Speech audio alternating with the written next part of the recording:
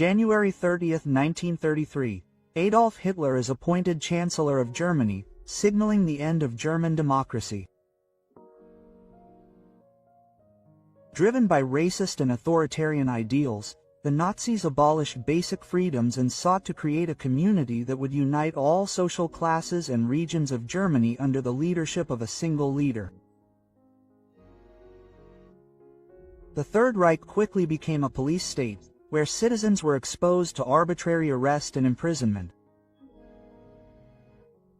The Nazis successfully used propaganda to gain the support of millions of Germans, necessary to unleash persecution, war, and ultimately mass genocide.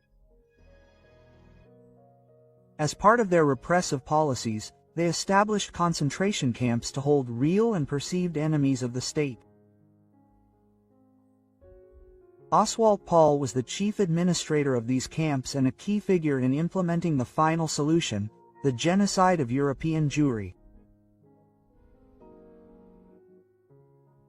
Oswald Ludwig Paul, the fifth of Kowal's 8 children, was born on June 30, 1892, in Duisburg, then still part of the German Empire. After graduating in 1912, he became a career soldier in the German Navy, training not only in Germany but also in the Caribbean and Southeast Asia. During World War I, which began on July 28, 1914, Paul served in the Baltic region and along the Flanders coast, where he received the Iron Cross, 2nd class, for his service. In April 1918, he began attending Naval Academy, where he became a ship's cashier. Later that same year, he married Margaret Lehmann. World War I ended with Germany's defeat on November 11, 1918. Paul then attended courses at a commercial school and began studying law and state theory at the University of Cologne. However, he abandoned his studies and briefly enrolled at Freiherps. These right-wing paramilitary groups fought against communists and other groups they considered responsible for Germany's defeat. In March 1920, Paul participated in the failed Kapp Putsch, an attempted coup against the German government that took place in Berlin on March 13. The coup aimed to overthrow the German Revolution of 1918-19, overthrow the Weimar Democratic Republic, and establish an autocratic government. In 1922, Paul joined the Nazi Party, and when the party was temporarily banned, he rejoined it 4 years later. His commitment to the movement was unquestionable, as he later confirmed, saying, "I was a National Socialist before National Socialism arose." In 1925, Paul became a member of the SA, or Sturmabteilung, a Nazi paramilitary force also known as the Stormtroopers or Brownshirts because of the color of their uniforms. From 1925 to 1927, Paul served as the local leader of the NSDAP and also served as SA leader in the town of Weinmunde. He later contributed to the formation and management of the SA naval units in Cologne.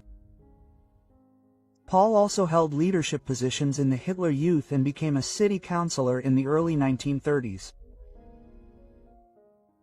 On January 30, 1933, Adolf Hitler was appointed Chancellor of Germany by President Paul von Hindenburg. Paul's organizational talents caught the attention of Heinrich Himmler, head of the SS, who sought to recruit him from the SA. In early February 1934, Paul transferred to the SS, pledging his faithful service to Himmler, and quickly rose through the ranks thanks to his ruthlessness and unwavering loyalty. Assigned to Himmler's staff, he soon became head of administration at the SS headquarters. Over time, the field's responsibilities expanded to include oversight of the concentration camp system, as he lived near the Dachau camps and regularly inspected them. In January 1937, Himmler entrusted Paul with oversight of all SS construction projects, thus expanding his responsibilities. In the mid-1930s, as the concentration camp system was taking shape, Paul had already recognized the economic opportunities associated with forced labor, which the Nazi regime exploited for its own profit. Shortly after Germany annexed Austria, in March 1938, he accompanied Himmler to the small town of Mauthausen. It was there that the decision was made for the German Earth and Stone Company, Deutsche Ettensteinwerk GmbH, controlled by the SS, to begin granite mining using concentration camp prisoners as slave labor. The impetus for the expansion of SS construction initiatives came from Hitler's megalomania, his obsessive visions of monumental cities and memorials that would grow alongside the expansion of the Reich. World War II began on September 1, 1939, when Nazi Germany invaded Poland. In January 1942, Paul became head of the SS Economic and Administrative Main Office, which made him responsible for all concentration camps, their construction, the equipping of prisoners, and the economic exploitation of forced labor. In April 1942, he was promoted to the rank of SS Obergruppenführer, equivalent to lieutenant general in the Polish army. Paul also became general of the Waffen-SS, the military branch of the SS. After Himmler and Reinhard Heydrich, head of the Nazi secret police, he became the third most powerful figure in the SS. However, while Himmler never fully controlled the intelligent and independent Heydrich, Paul unconditionally accepted Himmler's leadership. Although Paul was aggressive and demanding towards his subordinates, as well as members of the party and government, he treated every request of Himmler as an order and refused to criticize his boss. Paul's authority encompassed the entire administration and supply network of the ANSS, controlling 20 concentration camps and 165 labor camps. He directed all SS and police construction projects and oversaw all SS economic activities. In this role, Paul secured a key position in the final solution of the Jewish question, as he was also responsible for the inspection of concentration camps, overseeing the entire camp system. In the summer of 1942, he replaced almost a third of all concentration camp commandants, seeking to further exploit prisoners in armaments production in accordance with the principle of extermination through labor. In an order dated April 30, 1942, Paul issued the following directive: the camp commandant is solely responsible for the deployment of labor. This work must be exhausting in the truest sense of the word to achieve maximum efficiency. Working hours are unrestricted. Time-consuming marches and breaks for unassisted eating are prohibited. Despite the obvious goal of using concentration camp prisoners for production in the burgeoning SS industry, Paul's role was also shaped by ideological imperatives of exploitation and racial extermination. For example, Paul refused to increase the food rations for starving prisoners working in the quarries at Gross Rosen concentration camp, even when administrative complaints demanded that more food be provided.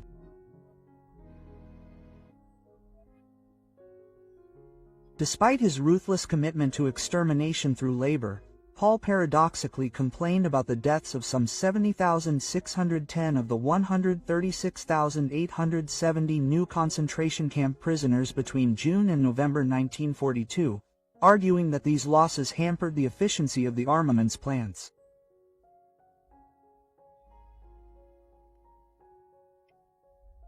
From July 1942 to March 1943, Paul was a member of the Nazi Reichstag, the German parliament under Hitler's dictatorship after taking over the mandate of Reinhard Heydrich, who was assassinated in June 1942.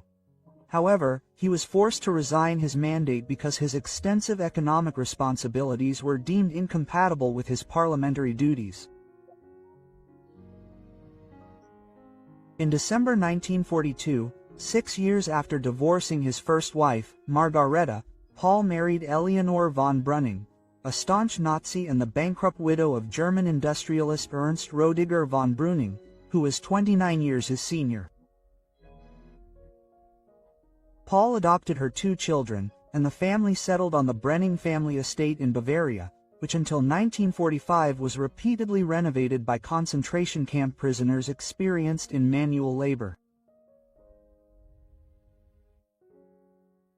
In 1943, Paul founded Ostindustrie GmbH, a company whose goal was to plunder Jewish property and further exploit concentration camp prisoners as labor. His influence extended beyond economic administration and directly influenced the implementation of the policy of mass extermination. In the spring of 1944, Paul intervened when the extermination of Hungarian Jews at Auschwitz-Birkenau stalled, largely due to logistical constraints, leadership changes, and internal power struggles within the SS. Between May 15 and July 9, 1944, some 437,000 Jews were deported from Hungary on 147 trains, with some 420,000 of them sent to the Auschwitz-Birkenau extermination camp. This rapid mass deportation overwhelmed the transportation and extermination infrastructure. Rail congestion, exacerbated by Allied bombing and competing military priorities, caused delays in the deportation process. Furthermore, internal debates among the Nazi leadership, particularly over whether to continue the full-scale extermination or switch to using Jewish prisoners as labor, temporarily slowed the operation. In May 1944, Heinrich Himmler dismissed Auschwitz Commandant Arthur Liebenhenschel, further disorganizing the camp administration. To restore efficiency, Paul, who had transferred Rudolf Hess to the SS Economic and Administrative Main Office 6 months earlier, sent him back to Auschwitz from May to July 1944 as senior camp commandant to oversee the smooth execution of the extermination operations. During this period, approximately 330,000 of Hungary's 420,000 Jews were murdered by poison gas immediately upon arrival at Auschwitz-Birkenau. In addition to the lethal forced labor of concentration camp prisoners, Paul, as master of hundreds of thousands of camp prisoners, bore primary responsibility for the radical exploitation and abuse of prisoners, from the confiscation of their valuables to the extraction of gold teeth and the cutting of hair. Human material was to be utilized efficiently and to the maximum extent possible in this process, and Paul even went so far as to calculate the value of slave labor. In total, the average life expectancy of a concentration camp prisoner was 9 months or less, and their value was estimated at 1,630 Reichsmarks, equivalent to 15,650 American aries today. Among the goods looted during the deportations and mass murders were clothing, jewelry, and other assets such as foreign currency and gold. A surviving letter to Heinrich Himmler lists over 100,000 watches, as well as thousands of fountain pens and similar items, which were deliberately marked as Jewish contraband to conceal their origin. After the end of World War II in 1945, Oswald Paul initially hid first in Upper Bavaria and later near Bremen. Disguised as a farm laborer, he was finally captured by British troops in May 1946. Shortly thereafter, Paul was transferred to Nuremberg, where he endured over 50 interrogations by December.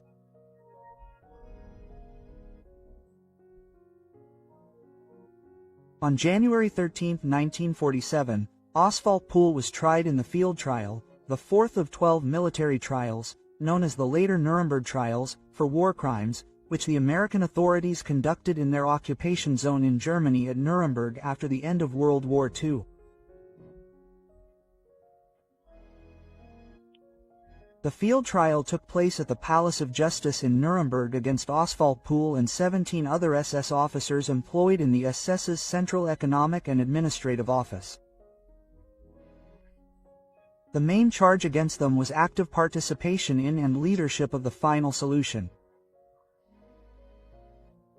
During the proceedings, Paul accused the prosecution of being dominated by Jewish representatives and driven by revenge and blind hatred. Although he did not deny knowledge of the Holocaust, he maintained that the deportation and extermination of Jews was never his initiative. In his view, he was merely a scapegoat, convicted because others had escaped justice by committing suicide or secured their freedom by acting as informants against him. He also claimed to have served his country honorably for 33 years and maintained no knowledge of any crime.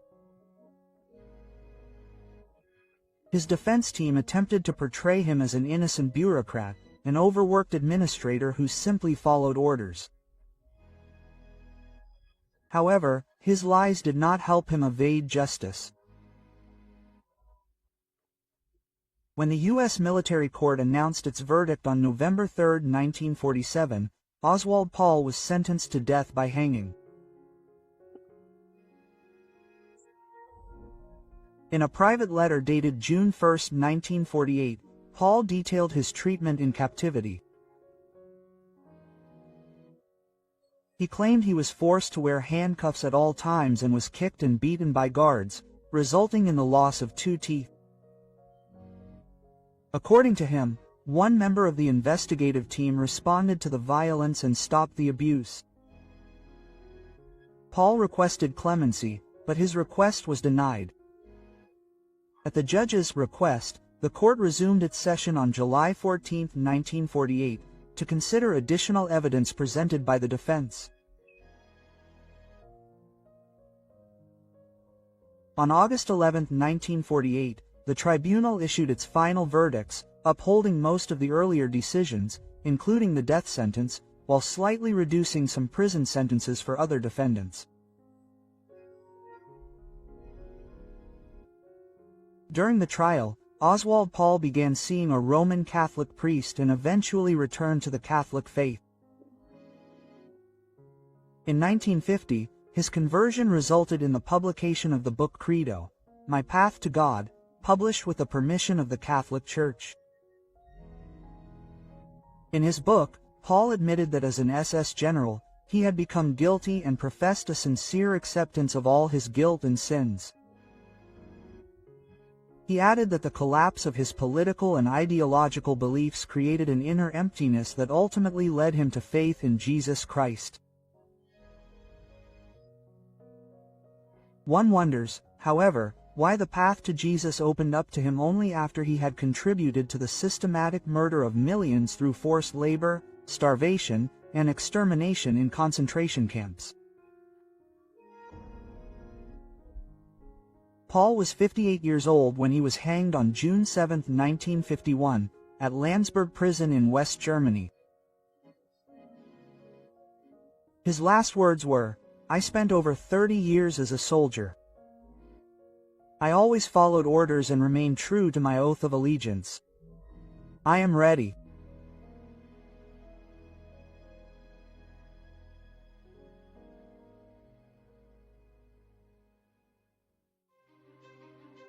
Thank you for watching the World History Channel. Remember to like, subscribe, and click the bell so you don't miss our next episodes. Thank you, and see you next time on the channel. Quote.